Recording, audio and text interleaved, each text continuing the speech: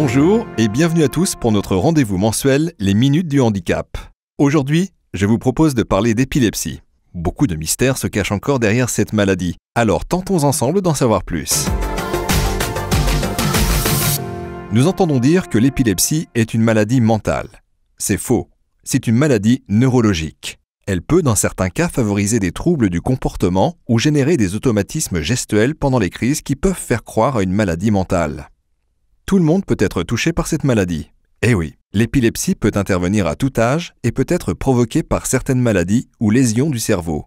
Mais tous les patients atteints de la même maladie ne développeront pas pour autant une épilepsie. Les facteurs psychologiques peuvent déclencher des crises. Tout à fait. Les émotions et le stress peuvent favoriser la récidive d'une crise, mais ils ne sont pas la cause de la maladie. Une personne épileptique ne peut pas conduire. Ce n'est pas vrai dans tous les cas. L'interdiction de conduire n'est pas automatique. Cependant, l'avis favorable d'un neurologue est important et il faut rencontrer un médecin expert pour avoir l'autorisation de conduire. Avec une épilepsie, on peut exercer tous les emplois. Ce n'est pas toujours vrai. Le choix de l'activité professionnelle tiendra compte des facteurs de risque, mais la très grande majorité des personnes peut mener une vie professionnelle normale. Alors l'épilepsie, qu'est-ce que c'est vraiment ?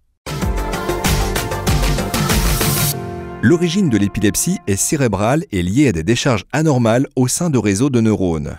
Elle se caractérise par la répétition de crises imprévisibles, soudaines et brèves, avec une perte temporaire de conscience et des gestes désordonnés. La peur de l'épilepsie, en partie entretenue par la diffusion des idées reçues, est souvent plus lourde à porter que la maladie elle-même. Et si on parlait un peu chiffres ? 600 000 personnes souffrent d'épilepsie en France, dont 100 000 enfants. 450 000 sont réceptives au traitement. Et il existe 80 formes d'épilepsie différentes. Au fait, on fait quoi si on assiste à une crise ? Pendant la crise, protégez la tête de la personne et écartez tout objet dangereux à proximité. Desserrez ses vêtements et retirez ses lunettes. Surtout, ne mettez rien dans sa bouche, ni doigt, ni objet. Après la crise, tournez la personne sur le côté, en position de sécurité. Rassurez-la et parlez-lui calmement. Ne lui donnez pas de médicaments. Ne lui donnez pas à boire.